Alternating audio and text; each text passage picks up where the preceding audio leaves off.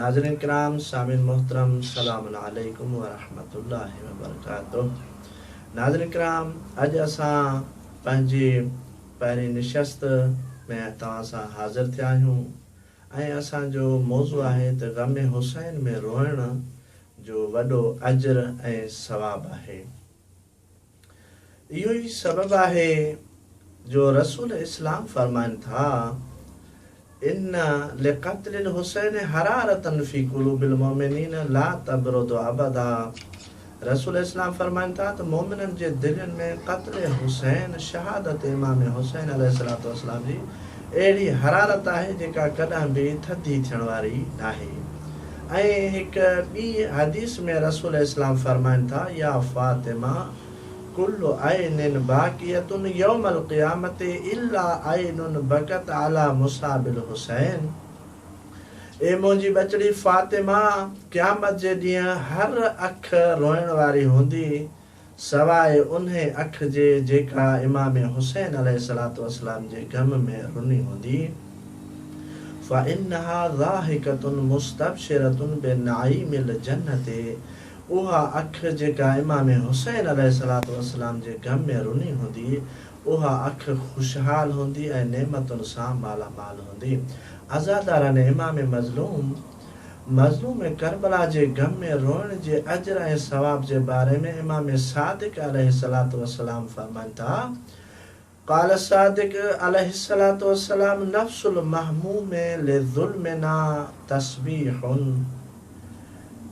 असांजे ग़म में असांजी मज़लूमियत ते ग़मगीन थी करे साह खणण तस्बीह आहे ऐं ग़म करण इबादत आहे। व हमहु लना इबादतुन, ग़म करण इबादत आहे। व कितमानु सिरना जिहादुन फी सबीलिल्लाह, ऐं असांजे राज़ खे पंहिंजे दिलनि में रखण अल्लाह ताला जी राह में जिहाद फी सबीलिल्लाह आहे। उन खां बाद में इमाम अलैहिस्सलातु वस्सलाम फरमाइनि था, यजिबु अन युक्तब हाज़ल हदीस बिज़हब। ए मुंहिंजा शिया, मुंहिंजे शियनि खे खपे त इन हदीस खे सोन सां लिखी छॾनि। अरबाब अज़ा इमाम काज़िम अलैहिस्सलातु वस्सलाम फरमाइनि था, जॾहिं मुहर्रम जो चंड बीहंदो हुयो, ला युरा ज़ाहिकन, मुंहिंजे बाबा खे कॾहिं बि खिलंदे न ॾिठो वियो। याने मुंहिंजो बाबा इमाम सादिक अलैहिस्सलातु वस्सलाम ग़मगीन ऐं ग़म जी हालत में हूंदा हुआ। ऐं जॾहिं वरी 10 मुहर्रम ख़ुसूसन थींदी हुई त इमाम सादिक अलैहिस्सलातु वस्सलाम ज़िक्र हुसैन अलैहिस्सलातु वस्सलाम करण जे लाइ कंहिं ज़ाकिर खे घुराईंदा हुया, कंहिं शाइर खे घुराईंदा हुया ऐं पर्दे जो इंतज़ाम करे अहल बैत के मस्तूरात के पर्दे जे पोयां विहारे करे ऐं इमाम सादिक अलैहिस्सलातु वस्सलाम ज़िक्र इमाम हुसैन अलैहिस्सलातु वस्सलाम कराईंदा हुया। ऐं इमाम सादिक अलैहिस्सलातु वस्सलाम फरमाइनि था, मा मिन अहदिन क़ाल फिल हुसैन शिअरन फबका औ अबका बिही वजबल्लाहु लहुल जन्नह व गफ़र लहू। नाज़रीन किराम, मौला हुसैन जे ग़म में रोइण जो वॾो अजर ऐं सवाब आहे।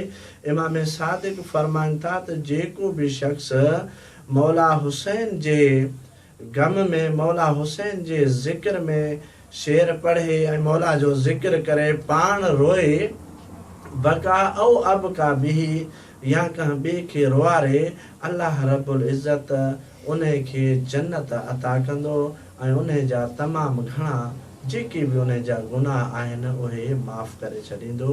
वस्सलामु अलैकुम व रहमतुल्लाहि व बरकातुहू।